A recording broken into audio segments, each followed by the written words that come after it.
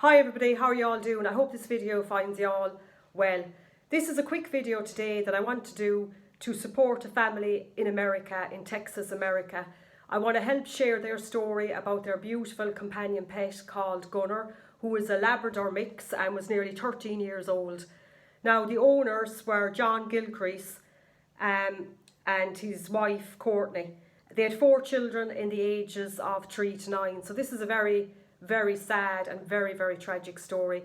Gunner was a beautiful Labrador mix that lived with his family on a property, an 8-acre property over in Texas, where he was able to roam the fields, he was able to sleep in barns, and it sounds like he just lived a beautiful idyllic life out in the countryside.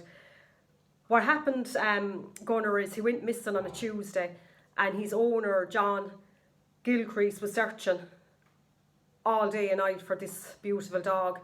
And what ended up happening was the dog wandered off, and it seemed to wander off several miles away, and a stranger picked the dog up and dropped it into the animal shelter. Now, what proceeded to happen then is, in America, the stray holding period for animals will be 3 to 5 days. So, I mean, 3 being minimum. I suppose, I don't know, maybe 5 is max, but it's 3 to 5, and I would definitely think that they should be stretching more towards the 5 to give families a chance to reclaim their pets, because you just never know a family situation, what could have happened, and you know, the best interest should be the family and the dog and reuniting them. But getting back to Gunner's story here, so Gunner was dropped in then on the Tuesday, and they decided, this animal shelter, to euthanize Gunner. And he was euthanised, and what they're saying, the reason why they euthanised Gunner was because of his age and because of his health condition. And they were saying he had arthritis. Now, I find that debatable, because how many dogs at that age don't have arthritis? That's a very common health condition in dogs that age, and that would not be a reason to euthanise, because there's so much medicines out there nowadays for dogs with arthritis that you don't need to euthanise a dog because they have arthritis. That's just I would call a form of ageing, and you know, that's to be expected. And the dog also wandered a great distance, and if the dog was so bad with the arthritis, as I'm doing with air quotes, how could the dog have walked so far? So there seems to be a lot of sketchy, unanswered questions here, and I suppose I would suggest cover up. So this beautiful dog, Gunner, who was a family companion and pet, was euthanised within 12 hours of going into the animal shelter. So he went in on the Tuesday, and this poor dog was euthanised by the following morning, Wednesday. So they didn't give the 3-day waiting period, 72 hours, which they should have. At least the 3-day. Now, the other thing that is strange in this case is that Gunner was microchipped, and he also, as far as I know, and he did have a tracking collar as well.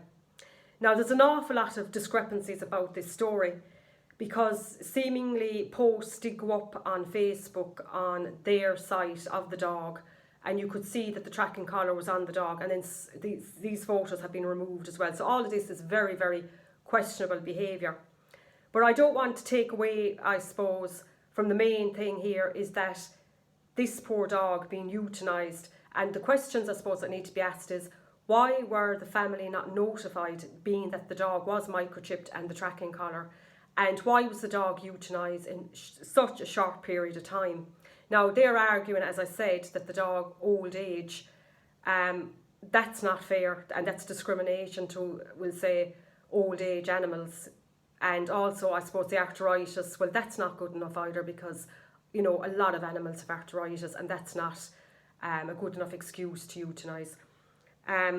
So what I'm asking people to do is, we need to get this story out here. This is why I'm making the video, because I know what this family is going through, and anyone who's watched our previous videos would know what we've gone through as a family. So I share their pain, I share their suffering, and I share their grief. And what's most important is to get this story out. So what I'm asking people to do is, if you can go over to John Gilcrease Facebook page and give him any support that you can. Now, also there's a petition going, and the petition is on petitionchange.org.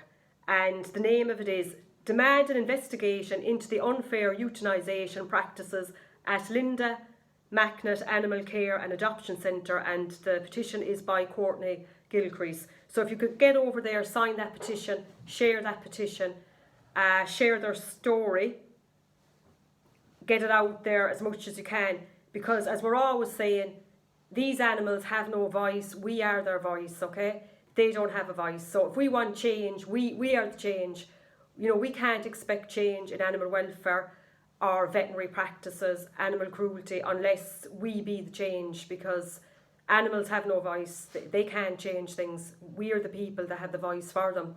So it's very important to sign the petition, share the petition, support John Gilcrease any way you can, his Facebook page, share the story, share this video as well, and get this word out here, because